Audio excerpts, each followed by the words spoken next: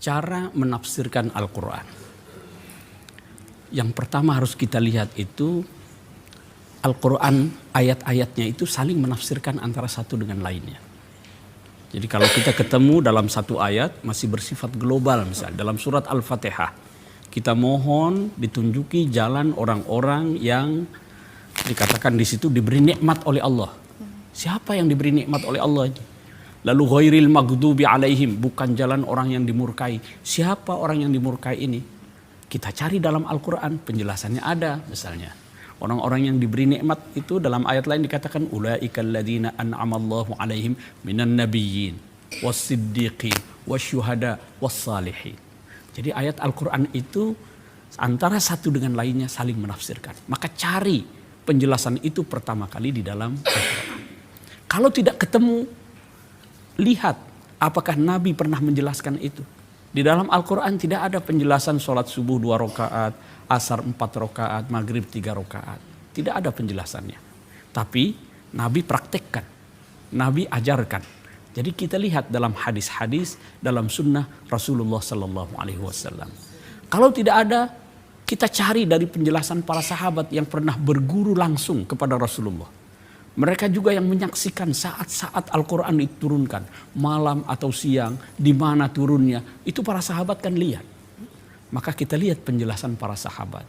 Lalu murid-muridnya sahabat, para tabi'in. Itu riwayat-riwayat itu kita cari. Kalau tidak ada riwayat-riwayatnya, di sini akal bisa berperan. Kita fahami dari apa? Karena Al-Quran itu bahasa Arab, maka kita cermati ungkapan-ungkapannya yang dalam bahasa Arab itu. Ya, itu diantara cara menafsirkan Al-Quran. Ada satu hal yang sering sekali membuat orang salah dalam menafsirkan Al-Quran itu. Apa?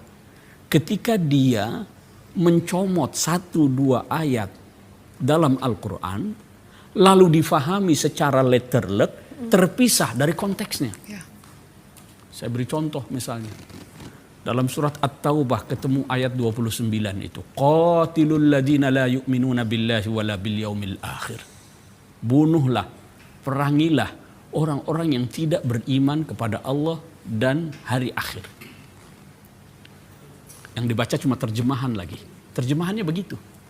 Apa yang terjadi? Dilihat ada orang-orang kafir, bukan muslim, sedang jalan di pasar, di tempat wisata, tepi pantai, lalu dia bunuh. Karena memahami ayat secara parsial, secara sepotong-sepotong. Ketemu ayat waman lam yahkum bima anzalallahu faulaika humul kafirun, yang tidak berhukum dengan hukum Allah kafir. Kalau kafir itu halal darahnya, maka ramailah republik ini karena dia lihat undang-undang yang dipakai itu bikinan manusia, anggota legislatif. Ada peraturan menteri, ada peraturan presiden. Ini manusia semua, bukan hukum Allah. Diperangilah mereka itu. Ini juga keliru.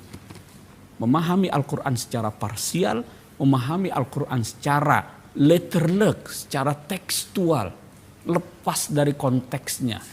Nah, ini bisa keliru. Jadi dalam menafsirkan Al-Quran itu kita harus melihat secara keseluruhan. Secara komprehensif, tidak sepotong-sepotong.